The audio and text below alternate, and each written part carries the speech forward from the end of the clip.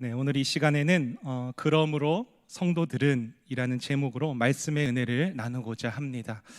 흔히 세상 사람들이 교회와 성도들을 지적하고 비난할 때 가장 많이 쓰는 말들이 있죠. 어떻게 예수 믿는 사람들이 그럴 수가 있습니까? 어떻게 교회가 그럴 수 있습니까? 하는 말입니다. 예수를 믿는다고 우리가 입술로 고백하지만 삶의 모습을 보면 전혀 예수 믿는 사람 같지 않다는 말이죠. 아니, 오히려 믿지 않는 사람들보다도 더 악하고 더 죄짓는 모습들, 그런 현실들 강하게 질책하는 말이라고 볼 수 있을 것입니다. 여러분, 이런 말 들으면 어떻습니까? 저는 굉장히 부끄러워집니다. 우리 자신을 우리는 누구보다도 잘 알고 있지 않습니까? 교회 안에서는 겸손한 척, 착한 척, 웃는 얼굴로 이렇게 다니지만 실상 여러분, 우리의 본성은 어떻습니까? 겸손하기보다는 교만하고, 남을 위하기보다는 나 자신을 더 먼저 생각하고, 헌신하고 희생하기보다는 오히려 섬김을 받으려고 하는 그런 어린아이와 같은 연약한 모습, 그 모습이 우리의 본성 아닙니까? 이렇게 연약한 본성이 드러나는 우리의 삶은 세상에 이런 지적을 받아도 전혀 아무런 할 말이 없습니다. 많은 사람들이 기독교가 점점 힘을 잃어가고 교회가 이 세상에서 영향력을 잃어가는 이유가 바로 이렇게 성도들의 삶이 바르지 못해서라고 주장합니다. 그런데 여러분, 정말 우리 기독교가 그 성도들의 삶 때문에 힘을 점점 잃어가고 있는 것입니까? 그렇지 않습니다. 그 성도들의 거룩한 삶이 나타나기 위한 보다 본질적인 원인을 우리는 살펴보아야 한다는 것이죠. 성도다운 삶을, 그 삶을 가능하게 해주는 무언가가 있어야 한다는 말입니다. 예수를 믿어서 교회 열심히 다닌다고 모든 성도들이 그냥 자동으로 경건한 삶을 살게 되는 것이 아니라는 것이죠. 여러분, 오늘 본문 1절 말씀을 한번 보십시오. 어떤 말로 시작하고 있습니까? 그러므로. 이 그러므로라는 단어는 우리가 믿는 이 기독교 신앙에 있어서 매우 중요한 개념입니다. 이 단어는 문법적으로 살펴봤을 때 원인과 결과를 나타내는 접속사로 사용이 되고 있죠. 그래서 이 단어의 앞에는 어떤 원인이 나오고 이 단어의 뒤에는 그 원인 때문에 나타나는 어떤 결과가 나오게 되는 것입니다. 즉, 성경이 말하고 기독교가 말하는 온전한 성도로서의 삶을, 그 결과적인 삶을 살기 위해서는 이 그러므로 앞에, 그 전에 분명한 어떤 원인이 있어야 한다라는 것을 말하고 있는 것입니다. 이 원인이 명확하지 않는데 결과적인 삶을 요구하니까 우리는 되어지질 않는 것입니다.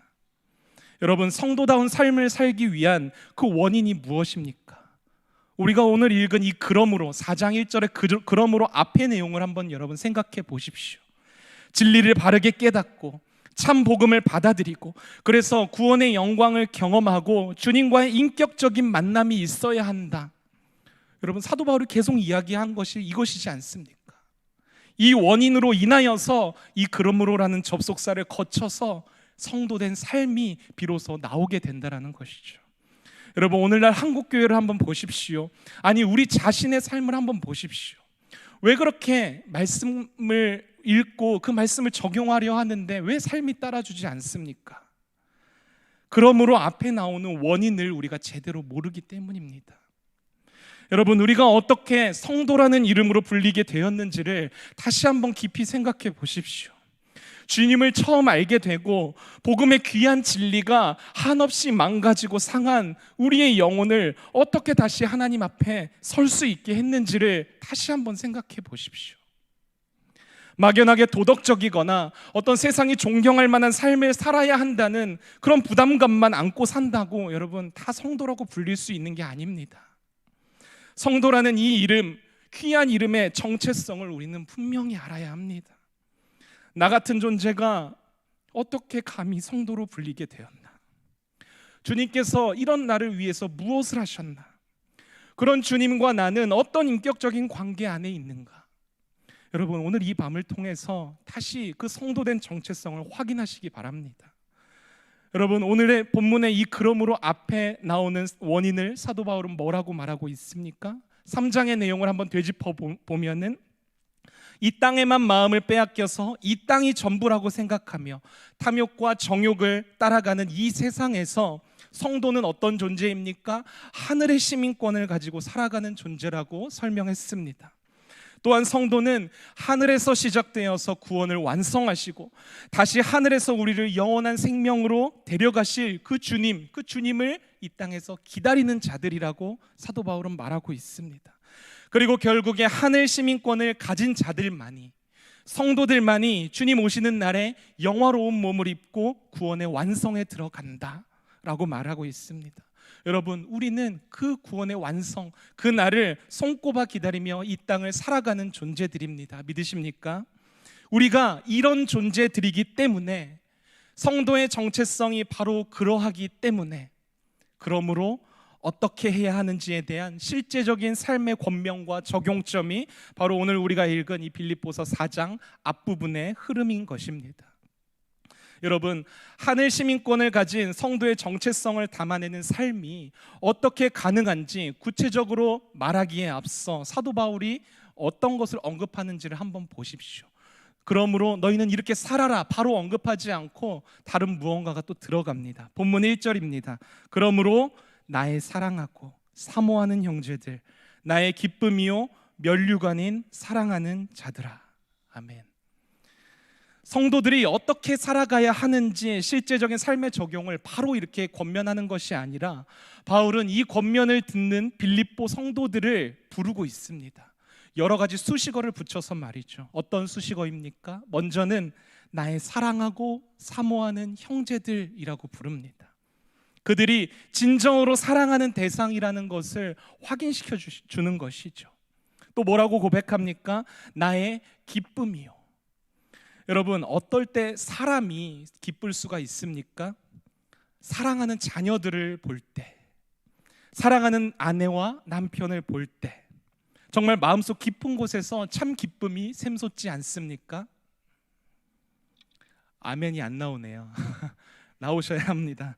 네, 바울이 그렇게 보고 있는 것입니다. 부르고 있는 것입니다. 너희는 나의 기쁨이다.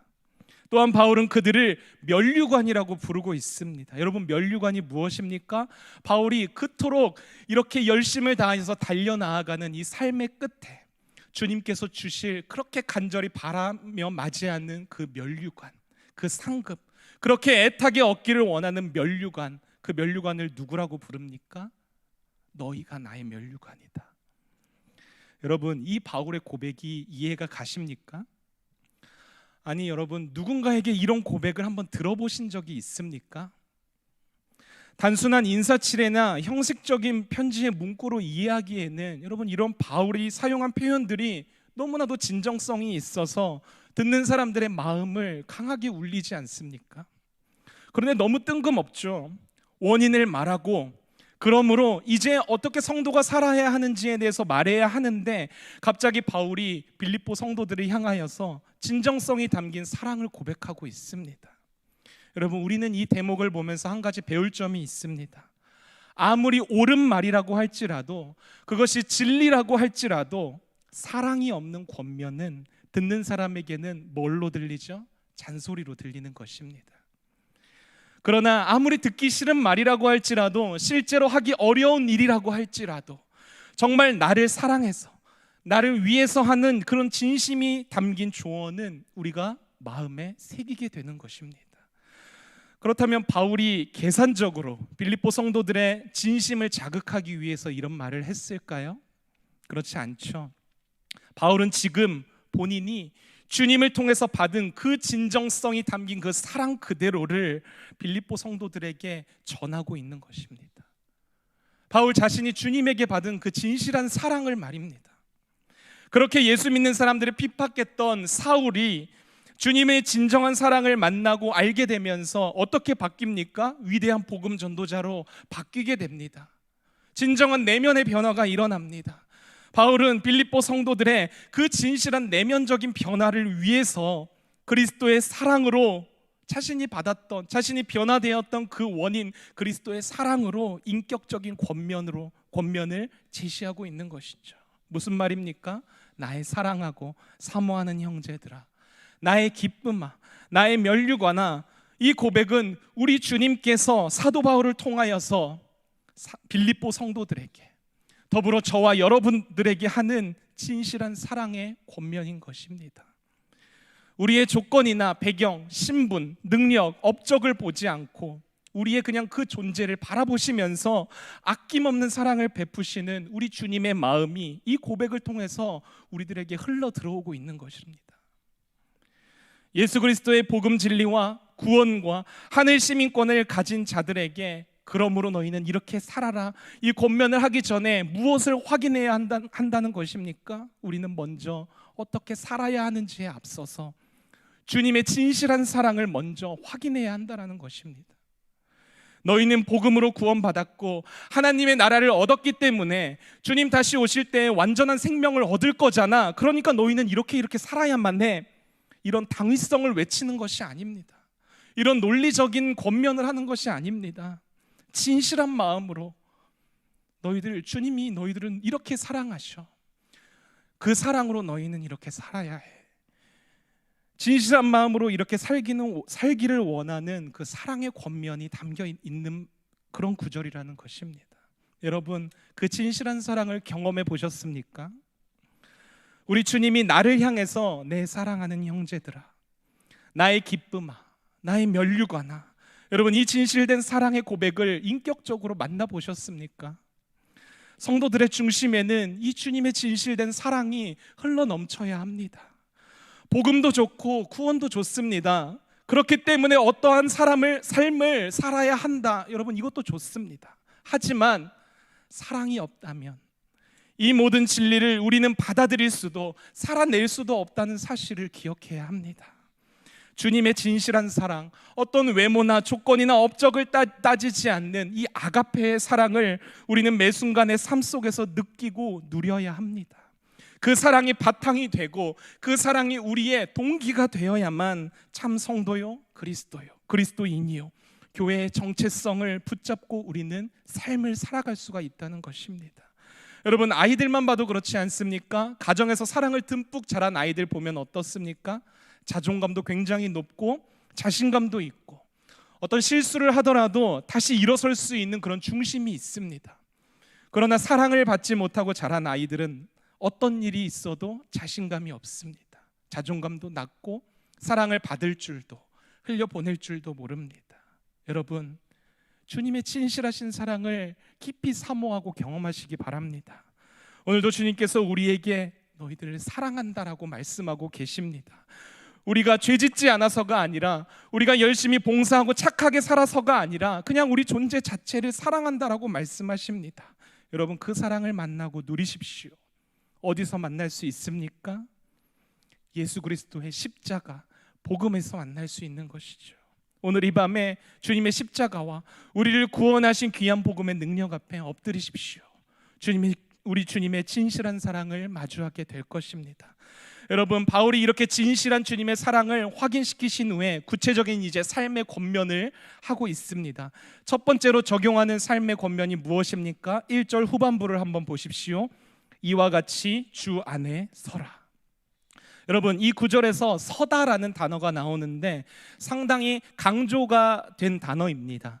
그냥 서 있는 것이 아니라 굳게 서다, 견고하게 서다라는 뜻인데, 전쟁터에서 군인들에게 수많은 위협이 있지 않습니까? 목숨까지도 위협하는 그 위험한 순간에도 군인이 자신이 맡은 그 초소, 자신이 맡은 그 자리, 그 전쟁터를 떠나지 않고 끝까지 지켜낸다라는 의미를 이 단어가 가지고 있습니다. 그러니까 이와 같이 주 안에 서라, 이 권면은 우리의 삶에서, 전쟁터와 같은 우리의 삶에서 어떠한 유혹이나 시험거리, 우리를 넘어지게 하는 수많은 시련과 문제가 찾아올지라도 주 안에서 너희들은 그 자리를 지켜야 한다라는 이 권면인 것입니다. 여러분, 신앙생활 좀 오래 하다 보면 조금 쉬고 싶다, 좀 멈추고 싶다라는 생각을 하게 됩니다. 열심히 봉사하고 헌신하면서 앞만 보고 달려온 성도님들이 특히 이런 생각을 더 많이 하게 될 텐데요. 평상시에는 그렇게 열심히 하다 보면 내 믿음이 좀 좋아진 것 같고 이제 어느 정도 성도로서 우리 교회의 한 일원으로서 바르게 성장하고 있는 것 같은데, 그럴 때 뭐가 찾아옵니까? 고난이라는 게 우리에게 찾아오게 됩니다. 아주 여러 가지 형태로 말이죠. 어떨 때는 심지어 교회 안에서조차 내가 정말 따르고 믿었던 사람에게 실망하고 배신당한 것 같은 그런 일들이 찾아올 수 있습니다. 내가 여태까지 얼마나 열심히 섬겼는데 하나님은 왜 나에게 이런 시련을 주시는 거지? 그동안의 나의 수고와 애씀이 물거품이 되는 것 같습니다. 그래서 내가 가는 이 믿음의 길을 중단하고 싶고 믿음의 길을 떠나고 싶어 합니다. 그러나 여러분, 그래서는 안 됩니다. 바울이 이와 같이 주 안에 서라라고 말하는 것은 그런 삶의 어려움이나 고난들, 문제들, 교회에 대한 실망, 사람에 대한 배신감에도 우리는 주님 안에서 그 자리를 지키는 일을 포기하지 않아야 된다라는 것입니다. 왜입니까? 우리 주님 안에만 생명의 길이 있기 때문입니다. 주님 안에만 하늘의 온갖 좋은 것들이 다 있기 때문입니다. 당장은 힘들지라도 낙심될지라도 우리가 주님 안에 있을 때에 주님 다시 오셔서 주실 그 영원한 생명과 하늘의 영광을 우리가 얻을 수 있기 때문입니다. 그렇기 때문에 우리는 힘들더라도, 견디기 힘들고 넘어진다고 할지라도 주님 밖으로 절대로 나가서는 안 된다는 것이죠. 여러분, 우리가 여기서 오해하지 말아야 할 것이 있습니다. 마치 내가 속해 있는 섬김의 자리, 내가 차지하고 있는 그 예배의 자리, 봉사의 자리를 내가 내 의지로, 내 노력으로 지키는 것처럼 생각할 때가 너무나도 많이 있습니다. 그러나 여러분, 그렇지 않습니다. 내가 이 예배의 자리를 내가 안 가면 그 자리 비어 있어서 우리 목사님 설교할 때 허전할 텐데 어떡하나. 여러분, 그거 아닙니다. 내가 이 예배 자리를 지키는 것이 아니라, 내가 그 봉사와 섬김의 자리를 지키는 것이 아니라 하나님께서 부르신 그 자리가 우리를 지키는 것입니다. 믿으십니까? 한번 생각해 보십시오. 어떤 섬김의 자리에 속해 있을 때와 아무 일도 하지 않고 있을 때, 여러분, 억지로라도 그 섬김의 자리에 있어야만 우리는 조금이라도 더 주님과 친밀한 관계를 유지할 수 있습니다. 예배의 자리가 나가기 힘들고 귀찮더라도 그 자리로 나아가야지 우리는 주님을 만날 수 있는 것입니다. 주님 밖으로 벗어나면 어떻게 됩니까? 점점 멀어지게 되는 것이죠. 사랑하는 여러분, 주님이 부르신 자리, 주님 안에 속해 있는 자리, 그 자리를 절대로 떠나지 마십시오. 혹시라도 지금 이 순간에 삶의 어려움을 겪고 계시는 분들 계십니까? 더 이상 믿음의 길을 걷기에 지치신 분들 계십니까? 힘들어도 낙심되어도 주님 안에서 엎드리시고 주님 안에서 눈물 흘리시고 주님 안에서 굳건히 버티십시오. 오늘 이 밤에 굳건히 주님 안에 서시기를 바랍니다. 우리 주님 안에 있는 생명과 회복이 여러분들에게 임하게 될 것입니다. 여러분, 바울이 주는 삶의 두 번째 권면이 무엇입니까? 2절 말씀을 한번 같이 읽어보겠습니다. 시작. 내가 유오디아를 권하고 순두개를 권하노니 주 안에서 같은 마음을 품으라. 아멘. 이 9절에서 두 명의 인물이 등장하죠. 유오디아와 순두개. 이 두 인물은 모두 여성입니다. 이 두 여성은 빌립보 교회 안에서 아주 영향력이 있는 인물로 알려졌는데요. 그런데 어떤 이유에서인지 이 두 영향력 있는 여성이 나뉘어서 다투고 있었다는 것입니다. 교회 안에 분쟁이 있었다는 것이죠. 어떤 종류의 분쟁인지는 확실히는 알 수 없지만 바울이 이 두 사람의 이름을 각각 부르면서 권면했다는 데서 어떤 한쪽의 일방적인 잘못이 아니라 양쪽 모두에게 원인이 있다는 것을 우리는 추측해 볼 수 있겠죠. 또한 어떤 죄의 문제이거나 성도로서 거룩을 지키지 못하는 문제였다면 바울이 반드시 그 문제를 언급했겠죠. 그런데 그런 것은 다루지 않고 있습니다. 그래서 이 둘 사이의 문제가 개인적인 문제라는 사실도 우리는 유추해 볼 수 있을 것입니다. 결론적으로 교회 공동체 안에 소속된 두 사람의 성격과 인간적인 성격과 생각, 경험이 다른 데서 오는 오해, 그 오해 때문에 분쟁이 일어났다고 우리는 생각해 볼 수 있겠죠. 여러분, 실제로 교회 안에 발생하는 대부분의 문제가 바로 이런 문제입니다. 관계에서 아주 사소하고 개인적인 그런 일들이 문제가 되고 갈라지게 되고 나뉘는 일까지 벌어지게 되는 것이죠. 많은 사람들이 잘못 알고 있는 게 이 땅에 하나님의 나라인 교회에 어떤 문제가 발생하게 되면 굉장히 놀랍게 여기고 두렵게 생각합니다. 특히 이제 신앙을 막 시작했거나 교회 안으로 들어온 지 얼마 되지 않는 그런 초신자분들은 교회 안에 그런 분쟁이나 어떤 문제들을 보면은 굉장히 놀라게 됩니다. 여러분, 그러나 전혀 놀랄 일이 아닙니다. 교회는 사랑의 공동체이지만 누가 모여 있는 곳입니까? 죄인들이 모여 있는 곳이기도 하죠. 구원이 필요한 죄인들이 모이는 것이 바로 우리 교회 공동체입니다. 구성원들이 그러니까 다툼이 없다는 것이 더 놀라운 일일 것이죠. 그러면 이 세상에 있는 수많은 공동체들과 이 교회, 하나님의 거룩한 공동체인 이 교회가 다른 게 무엇입니까? 가장 중요한 차이가 있습니다. 이 세상의 공동체도 문제가 발생하고 교회 안에서도 문제가 발생하는데 어떤 차이가 있습니까? 그 문제가 있고 없고의 차이가 아니라 그 문제를 어떻게 바라보고 다루는지에 대한 차이가 있는 것입니다. 문제와 다툼이 있고 없고가 건강한 교회를 판단하는 기준이 아니라 문제와 다툼을 어떻게 다루는가가 건강한 교회를 판단하는 기준이 된다는 것이죠. 그 문제를 어떻게 다뤄야 합니까? 바울의 말을 보십시오. 주 안에서 같은 마음을 품으라. 여러분, 교회는 그저 관계가 친밀하고 생각과 마음이 비슷한 사람들끼리 모이는 그런 공동체가 아닙니다. 생각도 마음도 출신과 경험이 모두가 다 다를지라도 뭐 때문에 모인 공동체죠? 예수님 때문에, 복음 때문에 모인 공동체가 바로 교회 공동체인 것이죠. 그런 외적 차이가 만들어내는 나눔과 다툼과 분쟁에서 교회와 성도는 무엇에 집중해야 합니까? 주님께서 십자가를 지심으로 구원하신 한 공동체라는 것에 집중을 해야 한다는 것입니다. 우리가 믿는 주님 때문에 연합과 하나됨을 힘써 지켜나가야 하는 것이죠. 사랑하는 주님께서 스스로를 굴복시키시고 스스로 낮추시고 희생하셔서 이루신 구원이기 때문에 우리 또한 다른 성도들을 바라봤을 때 다름과 차이가 분명히 있지만 스스로를 주님처럼 굴복시키는 것입니다. 낮추는 것입니다. 희생하는 것입니다. 그래서 주님이 이루신 이 교회의 하나됨을 지켜나가야 하는 것이죠.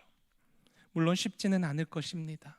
문제 없는 교회가 없고 다툼 없는 교회가 없는데 그 문제를 주 안에서만 다루어야 하고 하나됨을 지켜야 한다는 것은 어떻게 해야 하는 것입니까? 내 이 자아를 죽여야 하는 일이기 때문에 너무나도 어렵습니다. 그러나 여러분, 내 자아를 죽여야 하는 일임에 동시에 그 안에 참된 생명과 영광이 있다는 것도 여러분 기억하십시오. 예수님 때문에, 귀한 진리의 말씀 때문에 내 옆에 있는 나와 다른 그 지체들을 사랑할 줄 알고 나의 기쁨이요 나의 면류관인 줄을 알고 그들을 위해 나를 희생하고 자기를 부정할 줄 아는 곳, 이 세상에 있는 공동체 중에 교회 공동체밖에 없습니다. 여러분, 마지막으로 바울이 무엇을 권면하고 있습니까? 우리 3절 말씀 같이 한번 읽어보겠습니다. 시작. 또 참으로 나와 멍에를 같이 한 내게 구하노니 복음에 나와 함께 힘쓰던 저 여인들을 돕고 또한 클레멘드와 그 외에 나의 동역자들을 도우라. 그 이름들이 생명책에 있느니라. 아멘. 2절에서는 그 다툼의 당사자들인 두 여인에게 권면을 했지만 이제는 누구에게도 권면합니까? 너희들도 좀 저 여인들을 도우라. 제3자에게도 권면합니다. 문제를 보고 다툼을 보고 내 일이 아니니까 그냥 뭐 알아서 하겠지, 이게 아니라 하나됨을 이루기 위해서 교회 공동체 안에 있는 모든 성도들이 돕는 것입니다. 문제와 다툼만 돕는 것이 아니라 바울은 그 외에 나의 동역자들을 도우라라고 또 권면하고 있습니다. 그렇습니다, 여러분. 교회는 돕는 공동체입니다. 나 혼자만 신앙생활 잘하면 되는 그런 교회가 결코 아니라는 것입니다. 아무리 내가 스스로 예배 잘 드리고 내가 말씀을 잘 알아도 교회 안에서 서로 돕고 협력하고 하나됨을 지키지 않는다면 그것은 올바른 성도의 삶이 아니라는 것을 분명히 말하고 있는 것이죠. 여러분, 다툼 가운데 있는 성도님들이 눈에 보입니까? 그들이 하나 될 수 있도록 도와야 합니다. 삶의 어려움과 문제 앞에서 힘들어하고 고통받는 성도님들이 보입니까? 그들의 아픔과 고통을 같이 짊어져 줘야 합니다. 실제적으로 그 문제를 해결해 줄 수 있다면 더욱 좋겠죠. 주님의 복음과 교회를 위하여 열심히 봉사하고 헌신하고 있는 사역자들과 또 섬기는 분들, 성도님들 눈에 보입니까? 그 귀한 사역에 여러분 동참하시기 바랍니다. 현실적으로 어렵다면은 그 일을 위해서 온 교회가 하나 되어 같이 기도해야 하는 것이죠. 여러분, 교회는 이처럼 돕고 협력하고 함께 하나 되고 하나됨을 이루는 공동체라는 사실을 잊지 마십시오. 물론 그 과정에서 수많은 수고와 노력과 나 자신을 내려놓는 일들이 있을 것입니다. 여러분, 그러나 그 자체로 교회와 성도의 영광이 드러난다라는 사실도 기억하십시오. 이것이 바로 오늘 본문에서 바울이 말한 생명책에 함께 기록된 교회 공동체요, 성도들이 살아가야 할 삶의 방식인 것입니다. 사랑하는 대림교회 성도 여러분, 2020년도 올해 표어가 뭔지 벌써 잊어버리진 않으셨겠죠? 뭐죠? 함께 웃고 함께 울라. 우리가 비록 지금은 서로 대면할 수는 없지만 오늘 이 바울의 권면을 우리가 마음에 새기고 삶의 자리에서 참 성도됨을 이루어 나아가시기 바랍니다. 어떤 어려움이나 문제가 찾아와도 믿음을 굳게 붙잡고 주님 안에서 모든 것을 해결해 나아가십시오. 다름으로 인해서 생기는 다툼과 분쟁에서도 주님 안에서 같은 마음을 품기 위해서, 하나 되기 위해서 노력하십시오. 그런 도움의 손길이 필요한 성도가 보입니까? 다가가서 도우십시오. 여러분들이 그렇게 함께 웃고 함께 우는 그런 모든 과정들, 하기 싫고 힘든 그 일들을 해 나아가는 그 과정들 속에서 여러분, 주님이 주시는 참 생명의 길이 열리게 될 것입니다. 우리 대림교회가 그렇게 진정으로 하나됨을 회복하게 될 것입니다. 그런 은혜와 영광이 우리의 모두의 삶 가운데 나타나기를 주님의 이름으로 축원드립니다.